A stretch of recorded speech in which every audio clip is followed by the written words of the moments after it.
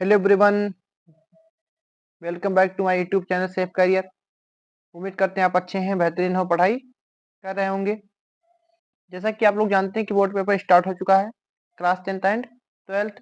इसमें हम लोग ने इसमें आप जानते हैं कि हम यहाँ पर आपकी एमसीक्यूज तैयार करा रहे थे, ठीक है ना। क्या एमसीक्यूज तैयार करा रहे हैं आपके? हमने हिंदी के एमसीक्यू तैयार किया कराए थे, वहां से आपके लगभग 20 के 20 क्वेश्चन हमारे एमसीक्यूज से मिल गए थे। हमने उसमें दो पार्ट कराया था, ठीक है ना, part A and part B. Part A में 55 क्वेश्चन और पार्ट बी में आपके 50 क्वेश्चन। अब यहाँ से आपके क्या 55 105 में से हमने 20 क्वेश्चन आपके फंसा दिए, ठीक है ना, यानी कि 20 क्वेश्चन सारे के सारे हमारे एमसीक्यू यहीं से आ गए थे। इसी तरह से आज हम क्या करेंगे आपके साइंस में, ठीक है, किसमें आपके साइंस में क्या करेंगे आपका भौतिक विज्ञान और रसायन विज्ञान और बायोलॉजी यानी जीव विज्ञान। तीनों हम कंप्लीट करेंगे एक एक वीडियो में, मतलब part A, part B and part सी।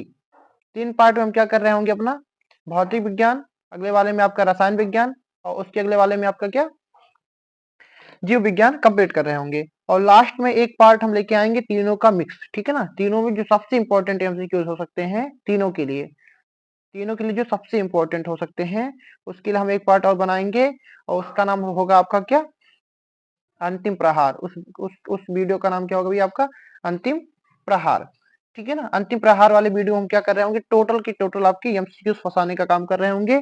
आगे बढ़ते हैं, जिससे कि आप लोग देख लिए होंगे कि आपका क्या चला इसमें class 10th class class 10th भौतिक संपूर्ण भौतिक विज्ञान, सबसे महत्वपूर्ण बहुविकल्पीय प्रश्न, सबसे महत्वपूर्ण बहुविकल्पीय प्रश्न, ठीक है ना। तो देखते हैं इसमें हमने 60 क्वेश्चन लिए हैं आपके, कितने 60 क्वेश्चन इसमें लिए हैं और 60 क्वेश्चन में हम क्या कर रहे होंगे भौतिक विज्ञान में जितने आपके 5 चैप्टर सारे कंप्लीट कर रहे होंगे, ठीक है ना। तो आगे बढ़ते हैं, देखते हैं एक एक क्वेश्चन करके। पहला क्वेश्चन आपके बोर्ड पर क्या है, निर्वात में प्रकाश की चाल होती है 3 गुणे 10 की पावर 7 मीटर प्रति सेकंड, 2 गुणे 10 की पावर 8 मीटर प्रति सेकंड, या 3 गुणे 10 की पावर 8 मीटर प्रति सेकंड, या 3 गुणे 10 की पावर 10 मीटर प्रति सेकंड। तो इसका आंसर दे रहे होंगे, क्या हो जाएगा भैया हमारा करेक्ट ऑप्शन सी, 3 गुणे 10 की पावर 8 मीटर प्रति सेकंड, ठीक है ना, एकदम करेक्ट है। आगे बढ़ेंगे, ठीक है ना। अगला क्वेश्चन देखते हैं क्या हमारा, अभिसारी प्रकाश पुंज, क्या भैया अभिसारी प्रकाश पुंज आरेख है। जैसे आप जानते थे प्रकाश पुंज तीन होते हैं हमारे, कौन कौन से, एक अभिसारी हो गया, एक होता अपसारी अपसारी और एक होता आपका समांतर प्रकाश पुंज, क्या भैया समांतर प्रकाश पुंज।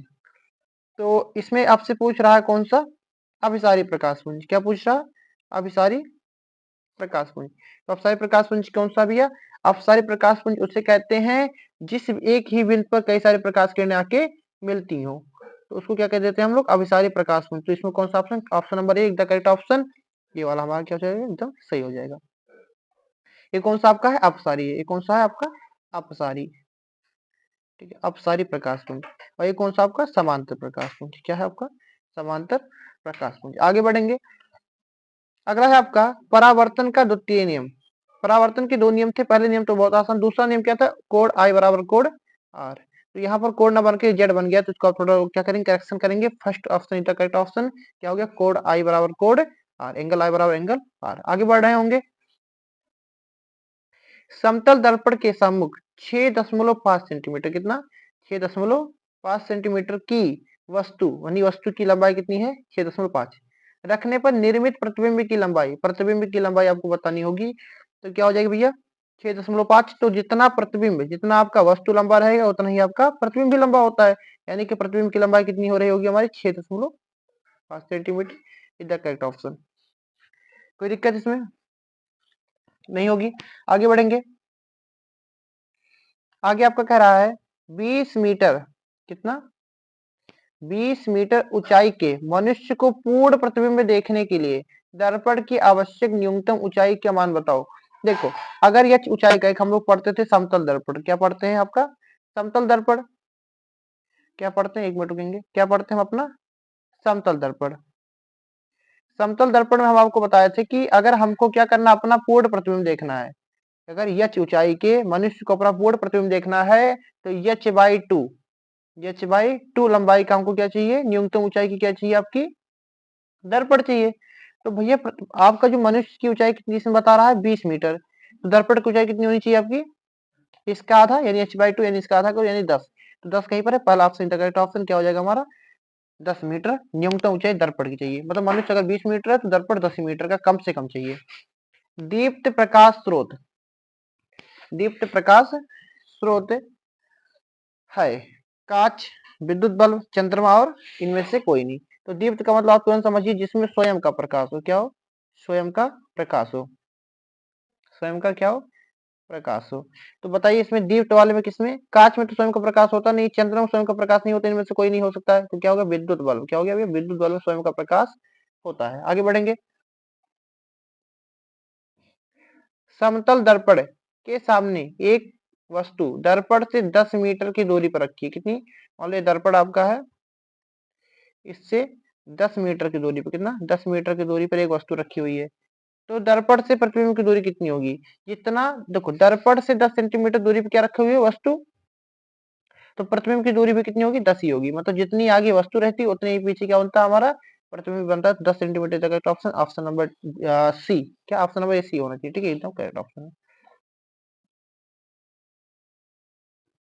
निम्न में से पारभाषक माध्यम है, अब पारभाषक क्या होता है बताएंगे। तो पारभाषक किसे कहते हैं, आपके तीन होते हैं, कौन कौन, एक क्या होता है पारदर्शक, क्या पारदर्शक, एक पारभाषक और एक अपारदर्शक, अपारदर्शक। पारदर्शक क्या होता है, जिसमें प्रकाश क्या हो आर पार निकल जाए। पारभाषक किसे कहते हैं, जिसमें प्रकाश आंशिक रूप से क्या भैया, आंशिक रूप से बाहर निकल पाए, ठीक है ना।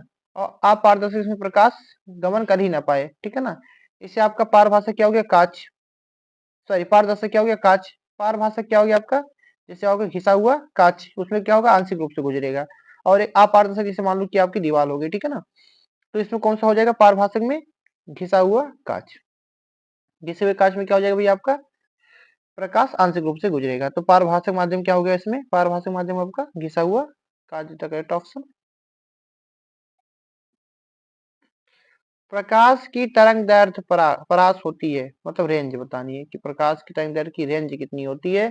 तो आपको बहुत अच्छे से पता होगा क्या बतानी है, रेंज, क्या रेंज बतानी है। तो आपको बहुत अच्छे से पता होगा रेंज क्या होती है आपकी, रेंज कितनी होती है 4000 एंगस्ट्रॉन से, कितना 4000 एंगस्ट्रॉन से 8000 एंगस्ट्रॉन, कितनी 4000 एंगस्ट्रॉन से 8000 एंगस्ट्रॉन होती है। समतल दर्पण की फोकस दूरी ज्ञात कीजिए, समतल दर्पण की फोकस दूरी ज्ञात कीजिए। तो समतल दर्पण की जो फोकस दूरी होती है वो होती है अनंत, कितनी होती है अनंत, ठीक है। आगे बढ़ रहे होंगे, एक मिनट भाई, आगे बढ़ेंगे।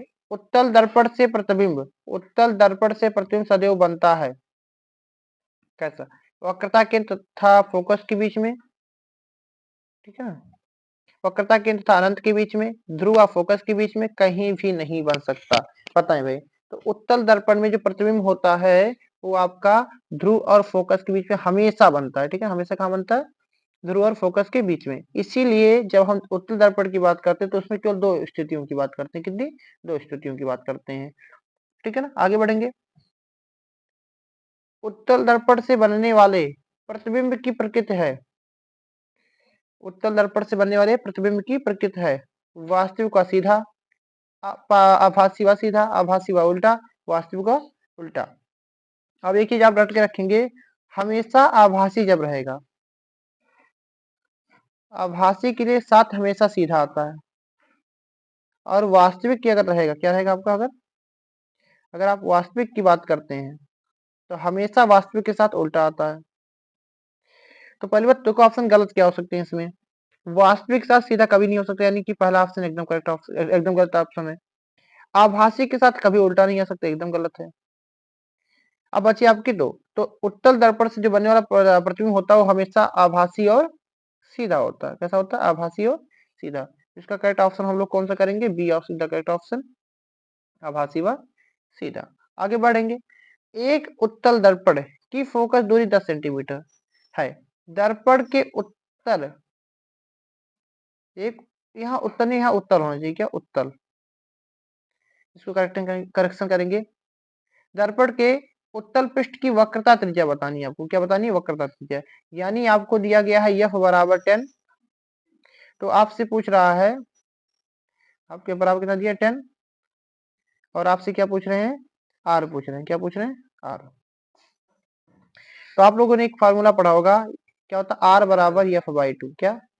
f by 2। r बराबर f बाई 2। ठीक है ना? तो करते हैं, देखो, ठीक है ना। f की वैल्यू कितनी दी हुई है? f की वैल्यू हमारे पास है 10 बट्टा 2।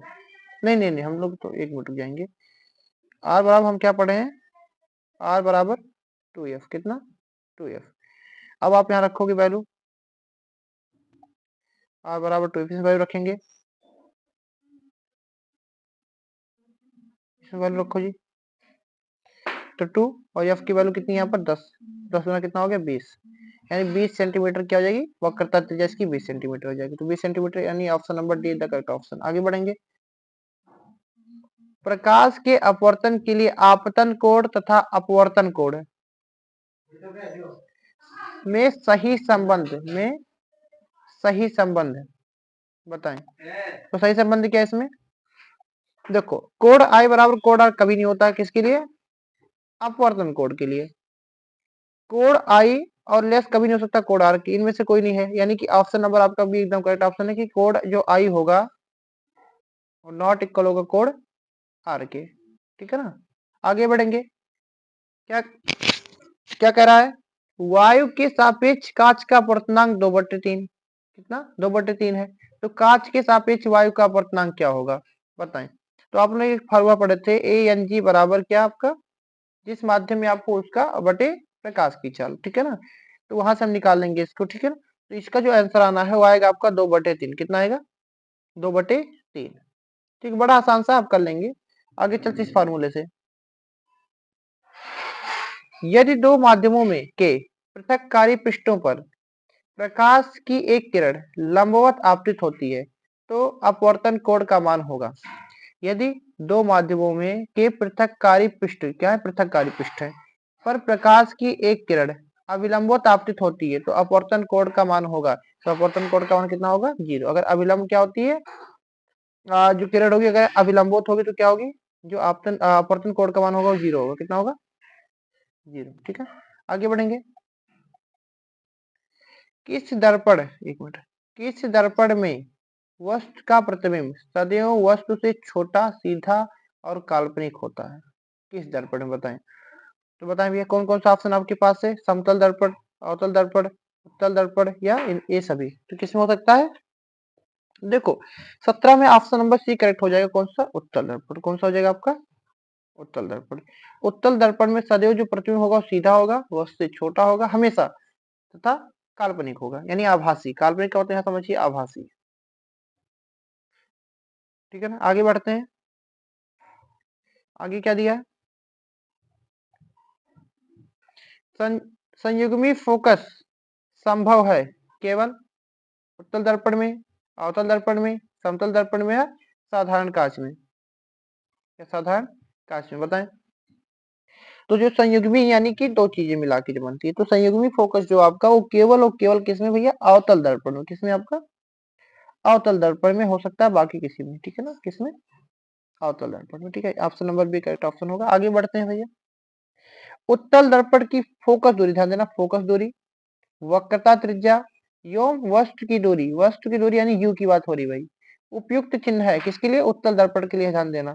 तो कौन सा हो जाएगा? 19वें का ए ऑप्शन कट हो जाएगा। यानी कि इसमें जो फोकस दूरी लेते हैं प्लस में होती है, यानी आप हमेशा किसमें लोगे? आप प्लस चिन्ह के साथ। वक्रता यानी आर भी, अगर ये प्लस में है तो आर भी प्लस में ही आएगा। और हमेशा यू सबके लिए, चाहे आपका अवतल हो चाहे उत्तल, हमेशा माइनस में होता है। किसमें? माइनस में। ठीक है ना? तो क्या हो जाएगा? ये आपका सही हो जाएगा, यानी कि प्लस प्लस और माइनस, प्लस प्लस और माइनस, यानी कि ऑप्शन नंबर का ए एकदम करेक्ट ऑप्शन है। आगे बढ़ते हैं। दर्पण की फोकस दूरी तथा वक्रता त्रिज्या के बीच संबंध है। मतलब अब आप पढ़े हो यह बराबर क्या होता था? R by 2। क्या पढ़े हैं? यह बराबर आर बाई 2। ये कहीं ऑप्शन में दिख नहीं रहा तो 2 किधर भेजो, यानी एक फार्मूला और ऐसे बनता था, यह बराबर 2f, आर बराबर 2f। तो आर बराबर 2f यानी कि ऑप्शन नंबर सी एकदम करेक्ट ऑप्शन है। ठीक है, 20वें का सी। 21वां क्वेश्चन नंबर आपका कह रहा है एक अवतल दर्पण, कौन से ये हाईलाइट करेंगे, अवतल दर्पण है कि वक्रता त्रिज्या यानी आर 12 सेंटीमीटर, तो इसकी फोकस दूरी यानी एफ निकालना है। अब हम लोग पढ़े हैं एफ आर दिया है तो हम एक फार्मूला पढ़ते थे एफ बराबर r/2। अब आप बताएं इसमें ये आर कितना है, आर है -12, क्योंकि अवतल दर्पण के लिए माइनस में देते हैं, और बटा 2, 2 छक 12 -6, कितना -6। तो ऑप्शन नंबर डी एकदम करेक्ट ऑप्शन है। 21वें का ऑप्शन नंबर डी एकदम करेक्ट है, यानी -6 सेंटीमीटर। आगे बढ़ रहे होंगे, किसी अवतल दर्पण की फोकस दूरी यानी यह बराबर आपका प्लस, अब बताओ प्लस में लेंगे कि माइनस में, आप डिसाइड करेंगे। प्लस में लेंगे कि माइनस में, आपको डिसाइड करना है, जल्दी बताएं। प्लस में लेंगे कि माइनस में, ठीक है ना। तो अवतल दर्पण के लिए हम क्या करते हैं भैया, फोकस दूरी किस में लेते हैं, आपका प्लस में लेते हैं। और हमको निकालना किस में, आर निकालना है। क्या निकालना, आर। तो आर बराबर अभी कुछ देर पहले आप पढ़ के आओ कितना, 2f, या एफ बराबर क्या होता है, एफ बराबर r/2। तो आप देखोगे एफ की वैल्यू 15 है बटे r/2, और 2 इधर जाएगा तो यहाँ गुणन हो जाएगा, यानी कितना 30। कितना, ऑप्शन नंबर बी एकदम करेक्ट ऑप्शन, कौन सा 30। अगला है आपका एक उत्तल दर्पण की फोकस दूरी, इसमें थोड़ा मिसप्रिंट है तो सही करेंगे इसको, ठीक है ना। यहाँ पर इतना क्या आ गया, गलती से आ गया है, इसको मिटा दो, ठीक है ना। ठीक है,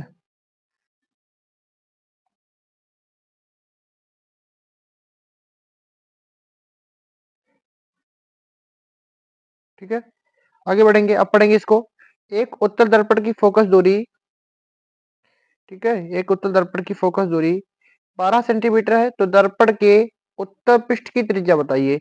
यानी यह बराबर आपको दिया है 12, यह बराबर कितना दिया है, 12 सेंटीमीटर। वो आपसे पूछ रहा है कि आर बताओ, आर बराबर कितना। तो हम जानते हैं यह बराबर r/2, यह बराबर r/2 या r बराबर 2f, r बराबर 2f करते हैं। 2 और f की वैल्यू कितनी हमारे पास है, 12, तो 12 दूनी कितनी होगी, 24। यानी इसमें ऑप्शन नंबर डी एकदम करेक्ट ऑप्शन है, क्या 24, ठीक है ना।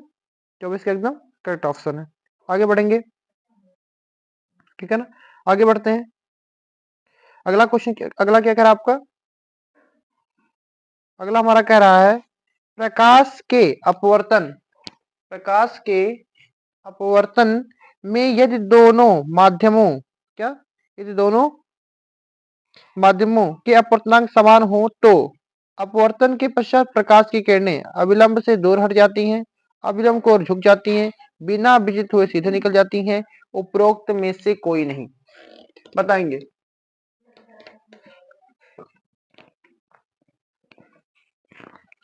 तो इसमें कौन सा सही हो जाएगा 24वें का, तो 24वें का आपका सही हो जाएगा ऑप्शन नंबर 24वें का सी। कौन सा भैया, सी, बिना विचलित हुए सीधे निकल जाती हैं, बिना विचलित हुए सीधे निकल जाती हैं। आगे चलेंगे, अगला कह रहा है वायु के सापेक्ष, वायु के सापेक्ष कांच के अपवर्तनांक, कांच का अपवर्तनांक 3/2 है। वायु में प्रकाश की चाल 3 × 10⁸ मीटर प्रति सेकंड है। कांच में प्रकाश की चाल बताओ। जिस माध्यम प्रकाश की चाल निकालनी होती थी उसके लिए एक फार्मूला होता, ठीक है ना, उसके लिए क्या है, फार्मूला है, एन बराबर क्या होता था हम लोग, एन बराबर सी बाई जिस माध्यम की बात आप कर रहे हो, ठीक है ना। तो यहाँ से जब हम इसको डेरिवेट करेंगे तो हमारा आएगा 2 × 10⁸ मीटर प्रति सेकंड, यानी ऑप्शन नंबर फर्स्ट एकदम करेक्ट रहेगा। आगे बढ़ेंगे, देखो अगला क्या है, कह रहा है कांच का अपवर्तनांक अधिकतम होता है, कांच का अपवर्तनांक अधिकतम होता है लाल रंग के लिए, हरे रंग के लिए, बैंगनी रंग के लिए या पीले रंग के लिए। तो 26वें का ऑप्शन नंबर सी करेक्ट हो जाएगा। कौन सा आपका, बैगनी रंग के लिए क्या होगा, इसका जो अपवर्तनांक होगा कांच में वो सबसे अधिकतम होगा। आगे बढ़ते हैं, अगला कह रहा है यदि वायु के सापेक्ष कांच का अपवर्तनांक, कांच के सापेक्ष वायु के अपवर्तनांक का 5 गुना हो तो कांच के सापेक्ष वायु का अपवर्तनांक ज्ञात कीजिए। तो इसमें देखो ऑप्शन नंबर आपका डी करेक्ट है, कौन सा, डी। लेकिन आप लोग इसको क्या करोगे, कैलकुलेट करोगे खुद से, ठीक है। आगे बढ़ते हैं, उत्तल लेंस के लिए कथन सत्य है, यह बीच में से मोटा होता है, यह बीच में से मोटा, यह किनारों पर से पतला होता है, यह बीच में से पतला होता है, ए और बी दोनों। अब देखो उत्तल लेंस यही आपका है, ठीक है ना, इस तरीके से आपका उत्तल लेंस बनता था, ठीक है ना। तो ये किनारों पे क्या है, पतला है तथा बीच में मोटा होता है। यानी यहाँ अगर आप ध्यान दोगे थोड़ा सा तो आपका क्या यहाँ पर कितना है, ये वाला देखो ऑप्शन क्या है, यह बीच में मोटा, क्या बीच में मोटा और किनारों पे पतला, यानी ऑप्शन ए और बी दोनों करेक्ट हो जाएगा। यानी क्या, ऑप्शन नंबर डी इसमें लगाएंगे करेक्ट, ठीक है ना, एंड ए एंड बी, ठीक है, मतलब किनारों पे पतला और बीच में मोटा होता है। लेंस के लेंस के दोनों पृष्ठों के वक्रता केंद्र को मिलाने वाली रेखा को कहते हैं, दोनों पृष्ठों की जो वक्रता केंद्र को मिलाए उसको हम लोग क्या कहेंगे, यहाँ पर द्वारक, मुख्य अक्ष, फोकस तल या प्रकाशिक केंद्र। तो कौन सा हो जाएगा भैया 29वें का सी ऑप्शन, फोकस तल, क्या बोलेंगे, फोकस तल, ठीक है। आगे बढ़ते हैं, निम्न में से किस माध्यम में प्रकाश तेजी से गमन करेगा, निम्न में से किस माध्यम में, ठीक है ना, केरोसिन, जल, बेंजीन या क्वार्टेज। तो 30वें का जो ऑप्शन है वो बी ऑप्शन सही है, जल में। जल में क्या करेगा, प्रकाश तेजी से गमन करेगा इन सब की अपेक्षा, जो यहाँ पर दिए गए हैं, केरोसिन, बेंजीन और एक क्वार्टेज, ठीक है ना। आगे बढ़ सकते हैं, कह रहा है आपका, यदि कोई आपतित किरण पृष्ठ से 45 अंश का कोण बनाती है तथा अपवर्तित किरण पृष्ठ से पृथककारी पृष्ठ से 50 अंश का कोण बनाती है, यानी इस तरीके जिसे हमारा बनता थे, यहाँ से प्रकाश किरणें आई, ये अभिलंब आपका यहाँ से मालूम मुड़ गई, तो ये 45 अंश का बनाती है, कितना बना रही है, 50 अंश का। तो आपतन कोण के लिए अपवर्तन कोण का मान होगा, तो कौन सा हो जाएगा भैया, 45 से 40, 45 से 40 कौन सा सही होगा इसमें, 31वें का आपका ए ऑप्शन करेक्ट हो जाएगा, 45 और 40, ठीक है ना। आगे बढ़ेंगे, यदि कोई प्रकाश की किरण 45 अंश के कोण पर अपवर्तित होती है, कितने अंश पर, 45 कोण के 50 अंश के कोण पर, तथा माध्यम का अपवर्तनांक 2 है, तो आपतन कोण का मान ज्ञात कीजिए, ठीक है ना। बाई फार्मूला इसको सॉल्व करेंगे तो आपका आंसर जो आएगा वो आएगा ऑप्शन नंबर ए, √2, कितना, √2। 32वें का क्या, ऑप्शन नंबर ए इतना करेक्ट ऑप्शन। आगे बढ़ सकते हैं, जब प्रकाश की किरण जल से कांच में प्रवेश करती है, जल से किसमें जा रही है, कांच में, तो वह मुड़ जाती है अविलंब से दूर, अविलंब की ओर, ना अविलंब की ओर ना अविलंब से दूर, उपरोक्त में से कोई नहीं, बताएं। तो इसमें कौन सा हो जाएगा आपका, 33वें का बी ऑप्शन करेक्ट हो जाएगा, 33वें का बी करेक्ट हो जाएगा, क्या, अविलंब से, अविलंब की ओर, क्या, अविलंब की ओर, ठीक है। क्या होगी, जब प्रकाश जल से कांच में प्रवेश करेगी तो अविलंब की ओर झुक जाएगी, यानी इस तरीके से देखो, ये मान लो अविलंब, यहाँ प्रकाश किरण है तो इधर झुक जाएगी, ठीक है ना। आगे बढ़ते हैं, यदि कोई वस्तु एक उत्तल लेंस के सामने 27 सेंटीमीटर पर रखी हो, कितनी, 27 सेंटीमीटर, तो लेंस से उसके प्रतिबिंब की दूरी होगी, बताओ ये f2 पर, 2f2 पर, अनंत पर, या 2f2 और अनंत के बीच। तो 34वें का ऑप्शन नंबर बी करेक्ट हो जाएगा, 2f2 पर, कहां पर, 2f2 पर।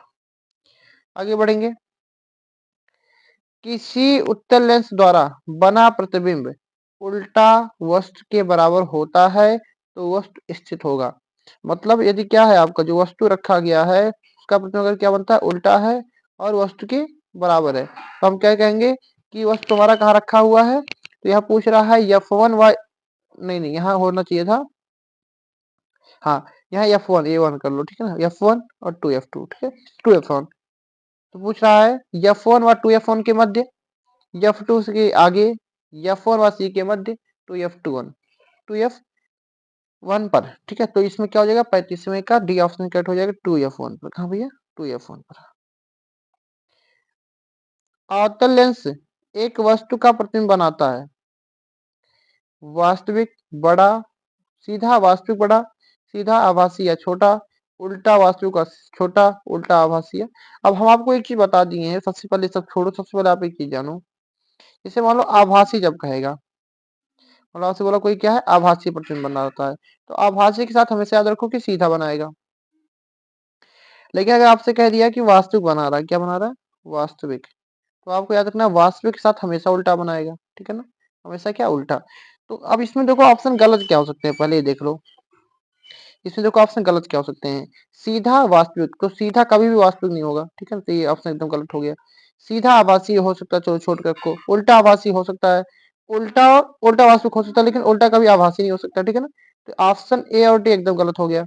अब आप थोड़ा सा अगर दिमाग लगाओगे तो क्या होगा यहाँ पर, अवतल लेंस से, कौन सा, अवतल लेंस से। तो अवतल लेंस के लिए जो होता है हमारा, वो होता है क्या, वो आपका अगर क्या होता है, आभासी, क्या होता है भैया आपका, आभासी, सीधा और वस्तु से छोटा। आभासी, सीधा और वस्तु से छोटा। आगे बढ़ेंगे।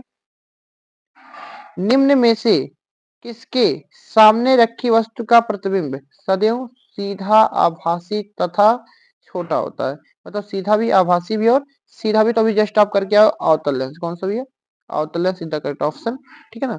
आगे बढ़ेंगे। अगला आपका कह रहा है, एक मीटर फोकस दूरी के उत्तल लेंस की क्षमता होगी, तो यह बराबर कितना है इसमें, 1 मीटर। अब आप जानते हो, आप लोग एक चीज जानते हो कि हम जानते हैं कि फोकस पी, क्षमता पी बराबर 1/f। अगर हम यहाँ किस में लिखें, मीटर में। तो कह रहा है कि 1 मीटर जी, यानी 1 रख दो, यानी पी बराबर कितना, 1/1। 1/1 का मतलब कितना, 1 ही आएगा। तो यहाँ पे क्या हो जाएगा हमारा, 1 डायोप्टर, कितना भैया, 1 डायोप्टर। अब एक बात और समझिए, ठीक है, यहाँ यहाँ डी होना चाहिए, ठीक है, हाँ 1 डायोप्टर। तो कौन सा हो जाएगा आपका, 38 का। यहाँ थोड़ा मिसप्रिंट है, ठीक है ना। अब एक चीज और समझिए आप, उत्तल लेंस के लिए, या आप ये कहीं रट लो, लिख लो, उत्तल लेंस के लिए, ठीक है, उत्तल लेंस के लिए हमेशा जो फोकस होती है वो आपकी प्लस में होती है, ठीक है ना। तो यहाँ पर ऑप्शन पैसे ही करेंगे, यहाँ डी लिखना है, ठीक है, 0 की जगह पर डी, यानी A1 लिखा, कितना, +1, +1 डायोप्टर।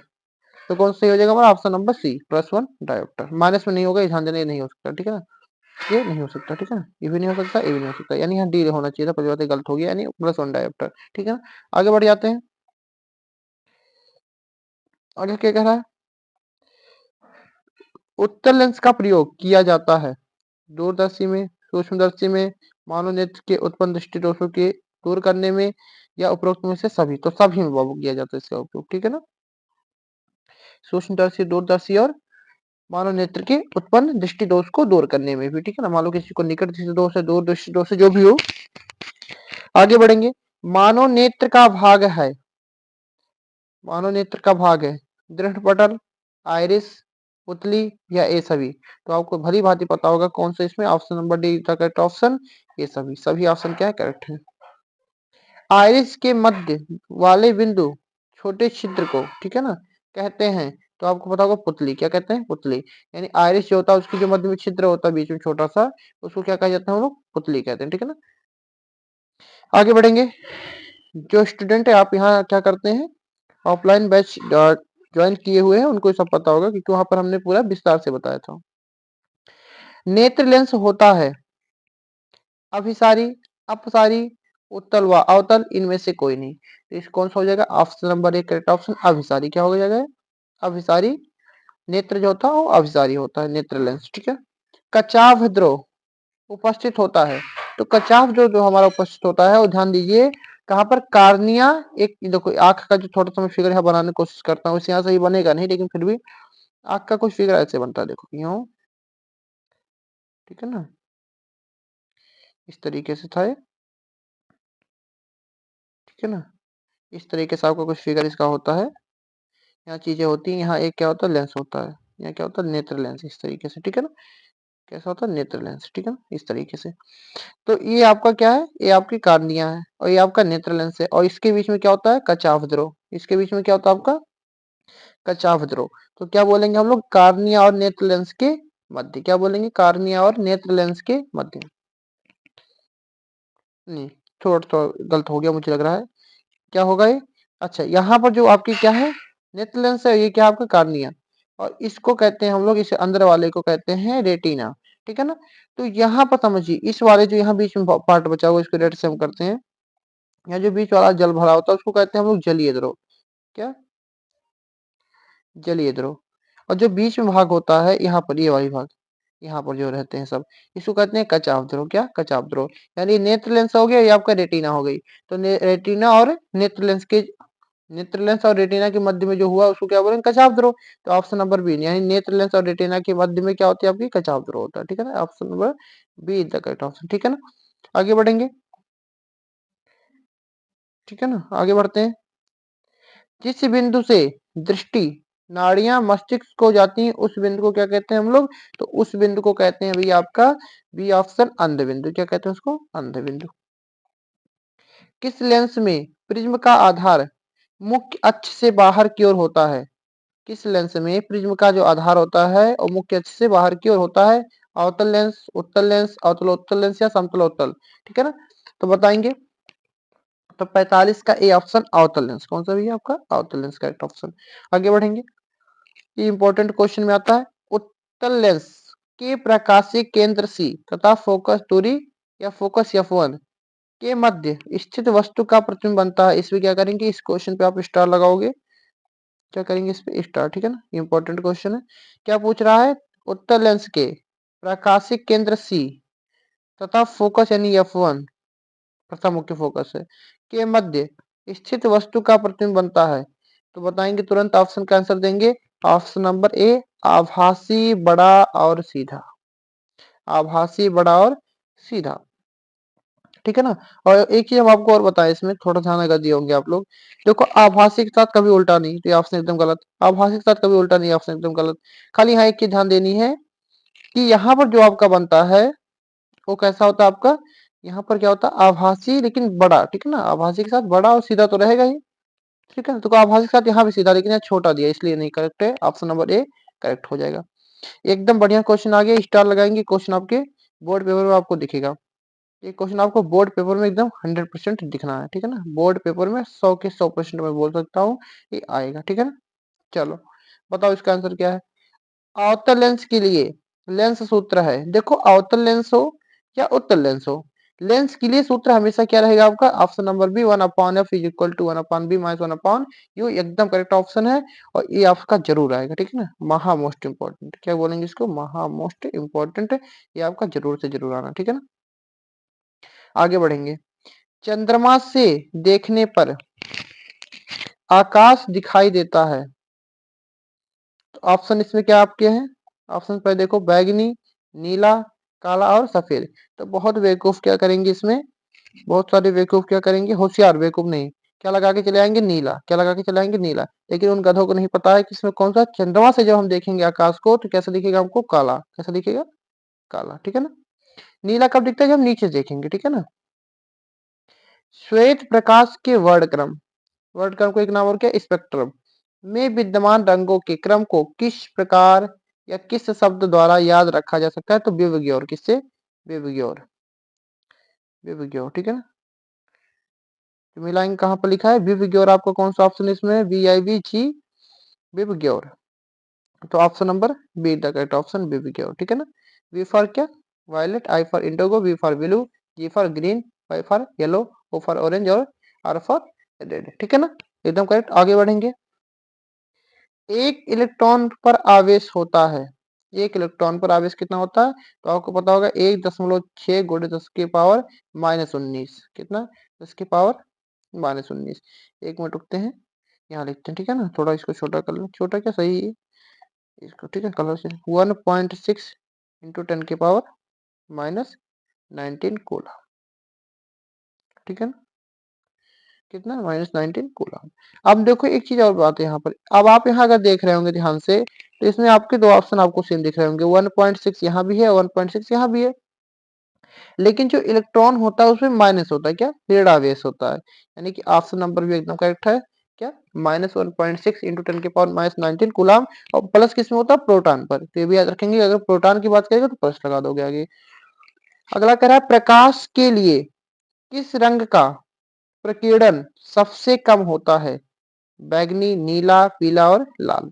तो अभी हम आपको बताए थे कौन सा, डी ऑप्शन, लाल का प्रकीर्णन सबसे कम है। और यही कारण है हम क्या करते हैं, लाल का उपयोग करते हैं किसी चीज को हाईलाइट करने के लिए। ठीक है ना, इंद्रधनुष का बनना, जिसे लाल रंग का, और कहाँ रुक जाओ, लाल रंग का प्रयोग और कहाँ होता है, ट्रेनों में, मान लो क्या है वहां पर रेड कपड़ा ही दिखाया जाता है। इंद्रधनुष का बनना किस कारण से संबंधित है, मतलब इंद्रधनुष कैसे बन सकता है, क्यों बनता है, वर्ण विक्षेपण, प्रकीर्णन, विवर्तन या इनमें से कोई नहीं। तो आपको एकदम पता होगा इसमें कौन सा ऑप्शन सही है, 52 का बी ऑप्शन, प्रकीर्णन। प्रकीर्णन से क्या होता है बाबू, इंद्रधनुष बनता है। ठीक है, मतलब ये कारण किसका है, प्रकीर्णन का ही है।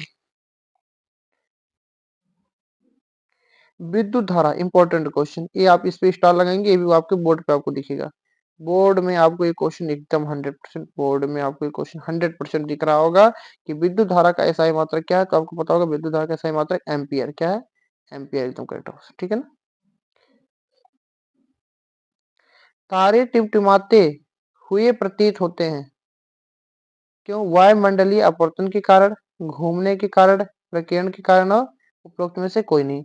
तो पहले इसमें करेक्ट गलत क्या कहेंगे, गलत क्या करेंगे आपका, उपरोक्त में से कोई नहीं, ये हो ही नहीं सकता कभी भी। प्रकीर्णन के कारण नहीं होता, ठीक है, टिमटिमाते हैं, प्रकीर्णन के कारण नहीं, ठीक है ना। घूमने के भी कारण नहीं होता है, ठीक है ना। किसके कारण हो सकता है, वायुमंडलीय अपवर्तन के कारण क्या होता है, तारे हमको टिमटिमाते हुए प्रतीत होते हैं। तो एक आपका 2 नंबर में भी पूछ सकते हैं, 2 मार्क में, ठीक है ना। आगे बढ़ते हैं। अगला कह रहा है आपका, यदि एक कांच की छड़ रेशम के कपड़े पर रगड़ा जाता तो कांच की छड़ पर आवेश आता है। देखो एक होता है प्लस आवेश यानी धनावेश जिसको कहते हैं, एक होता है ऋण आवेश, ठीक है ना। तो कह रहा है अगर एक कांच की छड़ को रेशम के कपड़े पर रगड़ा जाता है, तो बताओ कौन सा आवेश आएगा कांच पर। तो आपको बताना चाहिए इसमें कौन सा आ जाएगा, 1 मिनट रुकेंगे, इसमें आपका हो जाएगा बी ऑप्शन, धनावेश। क्या होता है, धनावेश आता है। आगे बढ़ते हैं। 1 मिली एम्पियर तुल्य यानी बराबर होता है। तो देखो मिली एम्पियर की अगर बात करोगे आप, अगर आप मिली एम्पियर की बात करोगे तो मिली एम्पियर में क्या होता है, 10 की पावर -3, कितना, 10 की पावर -3 एम्पियर आता है। अगर यहाँ माइक्रो हो जाए, क्या हो जाए, माइक्रो, अगर यहाँ पर आपका माइक्रो हो जाता है तो माइक्रो के लिए 10 की पावर -6 आता है, कितना, 10 की पावर -6 आता है। तो वैसे हमसे फिलहाल क्या पूछा है, 1 मिली एम्पियर, तो मिली एम्पियर के लिए आप क्या लगाओगे, 10 की पावर-3 एम्पियर, 10 की पावर-3 ध्यान देना, +3 नहीं हो सकता है, ठीक है ना। आगे बढ़ जाते हैं। किसी चालक को 5 वोल्ट की बैटरी से जोड़ने पर चालक में 10 कूलाम आवेश प्रवाहित होता है, ठीक है ना। 5 वोल्ट की बैटरी है, तो बताओ डब्लू कितनी होगी, मतलब कार्य कितना होगा। तो बड़ा आसान भी है, इसमें कौन सा ऑप्शन नंबर ए, क्या होता है, कार्य बराबर V इंटू क्यू, ठीक है ना। तो V की वैल्यू आपकी 5 और Q की वैल्यू 10, तो 10 बचे 50 है। यहाँ पर ऑप्शन नंबर ए करेक्ट कर रहे होंगे हम लोग, ठीक है ना। और ये सब क्वेश्चन आपको बोर्ड में जरूर दिखेंगे, सब पे स्टार लगाओ इधर, ठीक है ना। इंपॉर्टेंट क्वेश्चन आपके सामने, विभवांतर तथा आवेश का गुणनफल तुल्य होता है। विभवांतर और आवेश यानी V और Q। तो अभी आप जस्ट करके आए हो, V और Q किसके बराबर होता था, W के। अभी एक फॉर्मूला लिखवाया था इसके ऊपर, तो कार्य यानी कि W, कार्य यानी कि W यानी क्या हो जाएगा आपका 58 का ऑप्शन नंबर ए एकदम करेक्ट ऑप्शन है। बताएं भैया, आपका आगे फिगर वाला क्वेश्चन, खुली प्लग कुंजी का प्रतीक है, ए बी सी या डी, बताएं। तो इसमें ऑप्शन नंबर कौन सा आप करेक्ट कर रहे होगे, बी, क्या, बी, ठीक है ना। इस तरीके से बनता है, ठीक है ना। देखो हम बना देते हैं आप फिर से इस तरीके से, ठीक है। ये क्या है, खुली कुंजी का प्रतीक है। अगर बंद कुंजी कहेगा तो इस तरीके से बीच में रख के ऐसे, ठीक है ना। और ये किसका, सेल का, किसका, सेल का, सेल का कुछ नहीं होता, ऐसे और ऐसे, ठीक है ना। अगर इसको कई बार बना दो तो ये बैटरी हो जाती है, ठीक है ना। ऐसे बहुत सारे आपके हैं, आगे चलेंगे। यदि एक तार यदि एक तार में प्रवाहित धारा को दोगुना कर दिया जाए, यानी जो धारा बह रही है उसको दोगुना, यानी जो आई बह रहा है उसको जितना भी था उसको दोगुना कर, जो पहले जितना भी रहा होगा उसका दोगुना आप करो, तो विभवांतर का मान हो जाएगा 2 गुना, 4 गुना, अपरिवर्तित, इनमें से कोई नहीं। तो आपको पता होना चाहिए भैया, ये आपको ही पता होना चाहिए, हमको नहीं पता होना चाहिए। इसको क्या लगाओगे आप लोग, होमवर्क, क्या लगाओगे, होमवर्क। और इसका आंसर सभी छात्र छात्राएं क्या करेंगी, कमेंट करेंगे, क्या करेंगे, कमेंट करेंगे, ठीक है ना, ठीक है ना। तो आपकी कमेंट का इंतजार रहेगा। बाकी अगर आपको ये बातें समझ में आई हो, क्वेश्चन समझ में आए हो, तो वीडियो को जरूर लाइक करेंगे, ठीक है ना। बाकी आप लोग अगर जो लोग सब्सक्राइब नहीं किए, जो लोग नए हो सब्सक्राइब कर लें, जरूर से कर लें, क्योंकि सारे आपके अगली बार हम क्या करेंगे, आपके अगले पार्ट में हम रसायन विज्ञान कर रहे होंगे, ठीक है ना। और उसके अगले पार्ट में हम क्या कर रहे होंगे, आपके बायोलॉजी यानी कि जीव विज्ञान कर रहे होंगे। और फिर टोटल का एक हम क्या करेंगे, अंतिम प्रहार नाम से एक बैच एक क्लास लाएंगे, क्या, अंतिम प्रहार नाम से। और अंतिम प्रहार में हम लोग क्या कर रहे होंगे, टोटल साइंस आपका, ठीक है ना, टोटल साइंस हम आपका क्या कर रहे होंगे, कंप्लीट कर रहे होंगे एक ही वीडियो में। और वहां से आपकी हम गारंटी देंगे कि आपके 100 में से, सॉरी, आपके 20 एमसीक्यू आते हैं। और 20 के 20 एमसीक्यू हमारे एक वीडियो से, इस वाले से, यानी 4 वीडियो आप जो देखोगे इन चारों से आपको 20 एमसीक्यू मिल जाएंगे और कहीं से नहीं आएगा, ठीक है ना। 10-15-20 मिनट की वीडियो होती है, आप देख लेंगे इसको, ठीक है। तो आज के लिए इतना ही। Best of luck, thank you watching for video, ठीक है ना। अगले मिलते हैं, आगे मिलते हैं अगली वीडियो में। तब तक के लिए जय हिंद, जय भारत, पढ़ते रहिए और आगे बढ़ते रहिए। कोई दिक्कत हो तो हमें बताइए, ठीक है। जय हिंद।